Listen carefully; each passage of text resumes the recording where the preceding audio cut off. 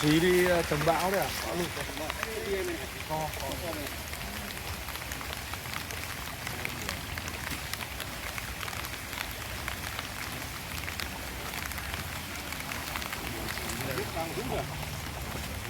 à, nước đang rút rồi hả chú? À thế ạ, hay quá. Quá may.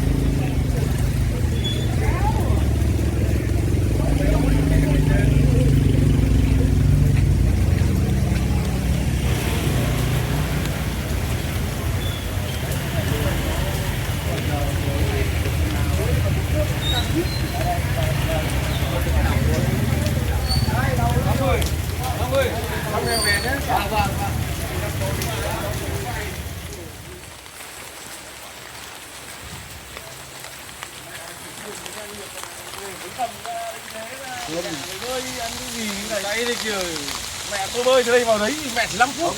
Anh biết bơi à? Chưa từ quen mà lại đi ăn cáp cao Hồ Tây. Sao anh không đưa dầu đi? Nào lấy cả dầm mình ghế vào đi. Bảo hiểm thôi. Để lấy dầm mình ghế vào. Anh Phi về nhà anh lấy cho nó. Còn hai con chó to lắm. Chợ lội ra hả? Lội ra thì chết, lội thì đéo lại. Được. Lội á, lội đến bây giờ Không, bơi được. bơi thì được. Bơi được.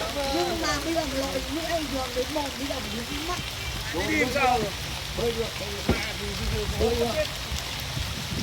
Lúc nãy hai cái con chó con nên mà vứt lên đây chứ đi kia thì đi thế nào? Mà nó chảy kinh. Em bơi từ đây ra đấy chỉ 10 phút thời gian cái vườn thường này quay vào đây 10 phút. Cho là khoảng cạo mỗi lần nói cào là không phải được 10 con. Vườn nó chỉ chở vườn này chỉ chở có 50 cân thôi. Không biết là còn cây nó phải lên nữa. Đang lên nhanh như đây nó không đi cửa mà đấy mới được khoảng hơn tí nữa. Cái kia nó vào này.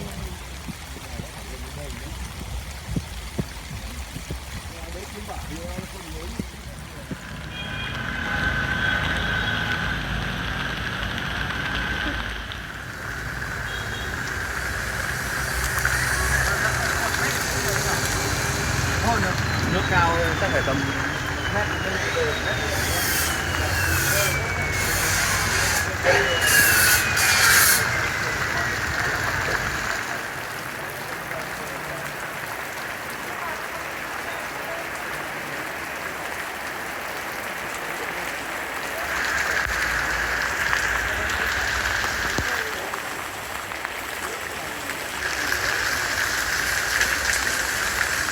Thông tin bất động sản thành phố Thanh Hóa.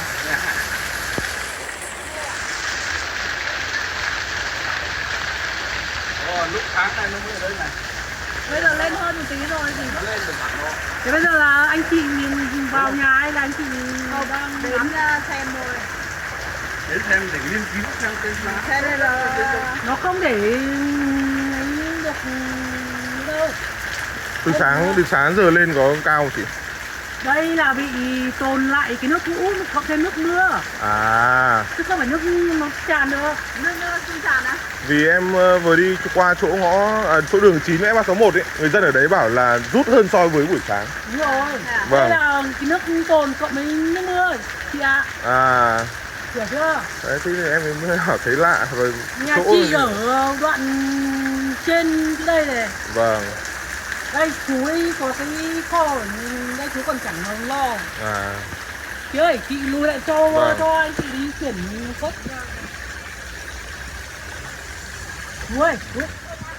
Công an phường là không đi được rồi em nhỉ? Không đi được, thường không đi được. Không đi được. Không phải từ đi được. Vẫn đi được nhưng mà nó ngập đến một bánh. Đi thẳng lên đường này. Đang hỏi Cái dốc này nó cao. Có 200 rồi nó cao. công an phường là ngập rồi.